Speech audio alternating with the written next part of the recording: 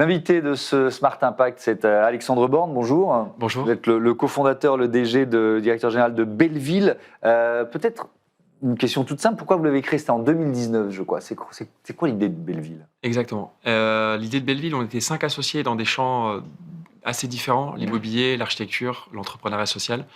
Et après une quinzaine d'années d'activité, on a nourri une sorte de frustration de ne pas comprendre exactement pourquoi on faisait ce métier, de comprendre aussi certains dysfonctionnements un peu structurels, une surfinanciarisation aussi, et on a eu envie de changer les choses assez Et alors, simplement.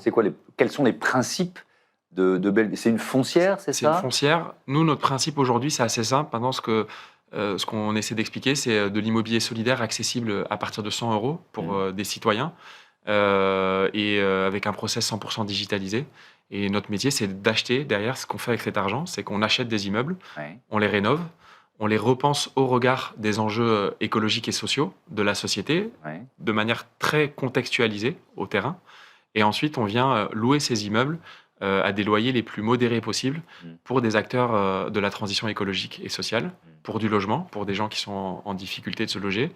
Et donc, on vient essayer de répondre à des problématiques de spéculation foncière, de montée des prix et d'accessibilité de l'immobilier. Et vous venez de lancer, je crois que c'était à la fin de l'année dernière, fin 2024, une nouvelle société d'investissement qui s'appelle Foncière Belleville. De quoi il s'agit?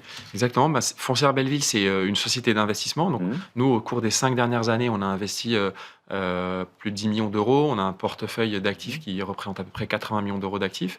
Et on pense avoir fait un certain nombre de projets pour comprendre vraiment et pouvoir déployer. Aujourd'hui, il s'agit de changer d'échelle aussi et de permettre, comme je le disais, à des citoyens de flécher son épargne vers des entreprises qui sont engagées directement dans ces entreprises. Donc, sont de nouveaux modèles d'investissement citoyen, en fait, que vous proposez.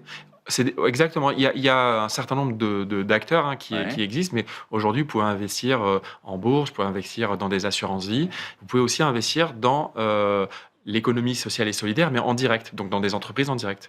Et en investissant dans ces entreprises en direct, cela permet à des citoyens, d'une part, de bénéficier d'un avantage fiscal qui est assez intéressant, qui est de l'ordre de 25%, si l'argent reste bloqué 5 ans, et aussi de pouvoir être acteur du changement, si je peux dire, c'est-à-dire de maîtriser la finalité et l'impact de son argent en se disant j'ai un peu d'épargne, je peux le mettre dans une entreprise, je connais cette entreprise, je peux même participer à la vie de cette entreprise, faire partie d'une communauté et puis visiter, pour ce qui est de l'immobilier, on peut visiter des lieux, les vivre et comprendre en fait que en tant que citoyen, on a une capacité d'action qui dépasse le vote. C'est important le vote, bien sûr, hein, surtout, mais aussi par le pouvoir de notre argent. Et alors, pourquoi vous avez ressenti le besoin? Je comprends bien de cette société d'investissement. C'est pour avoir une puissance de frappe en quelque sorte plus importante, c'est ça? C'est-à-dire qu'il y a des projets, j'affine un peu ma question, il y a des projets sur lesquels vous ne pouviez pas aller, sur lesquels vous pourrez aller avec cette nouvelle société? On va pouvoir faire deux choses. D'abord, en effet, une question de volume. Nous, on a investi 10 millions d'euros. Ici, aujourd'hui, cette société d'investissement a pour objectif de lever 60 millions d'euros sur 5 ans. Donc, plutôt 12 millions par an. Donc, il y a cette question-là. Il y a une question de déploiement. Les besoins dans l'économie sociale et solidaire, les besoins des citoyens sont croissants aujourd'hui dans une société qu'on connaît. Ça, c'est la première chose. D'autre part, ce bénéfice fiscal, il est intéressant parce qu'en investissant au capital, ça permet pour l'entreprise comme nous aussi, c'est une rémunération pour l'investisseur qui est non négligeable et que nous ne payons pas. Et donc, ça nous permet aussi d'avoir un impact plus fort sur nos bénéficiaires parce que le coût de notre argent a baissé aussi. Et dernière chose, ça permet, c'est un changement fort pour nous, c'est de se donner une surface grand public et donc de nouer des liens plus forts avec nos investisseurs, avec une communauté et de faire comprendre et d'essayer de travailler ensemble pour que les citoyens et les citoyennes se disent c'est un sujet, l'immobilier solidaire, les villes moyennes, les lieux d'action démocratique qu'on porte sont des sujets qui me touchent personnellement, c'est des sujets qui font partie de mon quotidien et j'ai envie de me mobiliser et donc on change de surface aussi. Vous parliez de la financiarisation. Si on regarde le chiffre, c'est la ville de Paris qui nous fournit ça, des logements vacants à Paris, c'est près de 300 000 logements actuellement vacants ou transformés en résidence secondaire. À Paris, sur 1 400 000 logements, il y en a seulement 350 000 disponibles à la location, 145 000 qui sont laissés vides. C'est la démonstration un peu de l'absurdité du système? Ouais, chiffre-là. exactement. En fait, on construit 3 millions de mètres carrés, 3 millions de mètres carrés de bureaux. On en a combien de millions de vides? On fait du bureau alors qu'on a besoin de faire du logement. Les gens ont du mal à se loger. Et quand on a du logement, il est vide.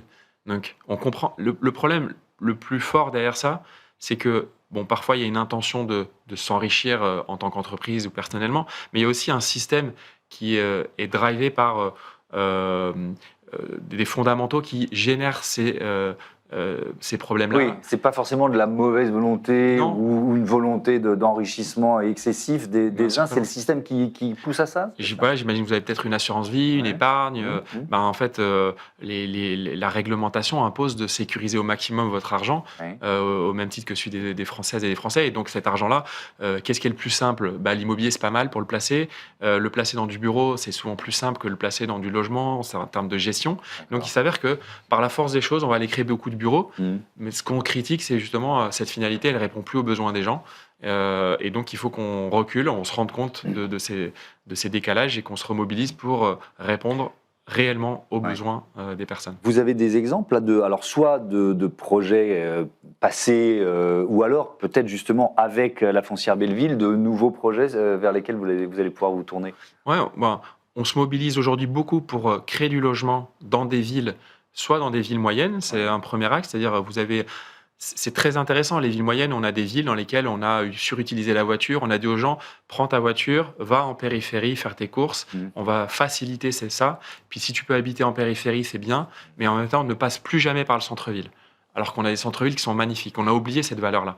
Donc en fait, aujourd'hui, réinvestir les centres-villes, redonner à ces centres-villes du logement de qualité avec des loyers les plus abordables possibles. Ça, c'est un axe de travail pour nous.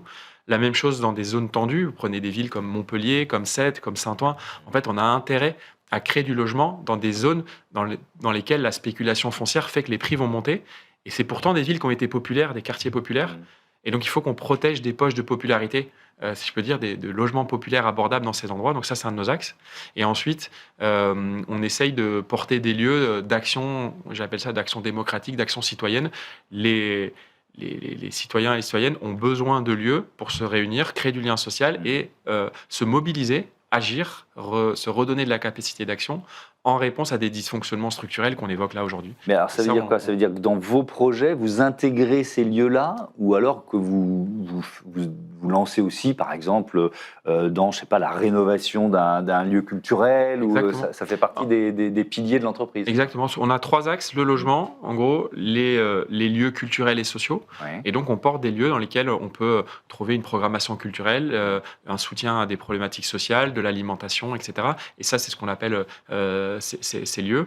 On en a dans plusieurs villes en France. Et ensuite, on porte aussi des locaux d'activité pour des associations, pour des acteurs engagés dans la transition écologique et sociale, parce que le loyer payé par ces acteurs-là pèse le lourd sur leur bilan. Et alors, on doit vous poser la question à chaque fois, est-ce que c'est forcément moins rentable qu'une foncière classique? Écoutez, c'est pas...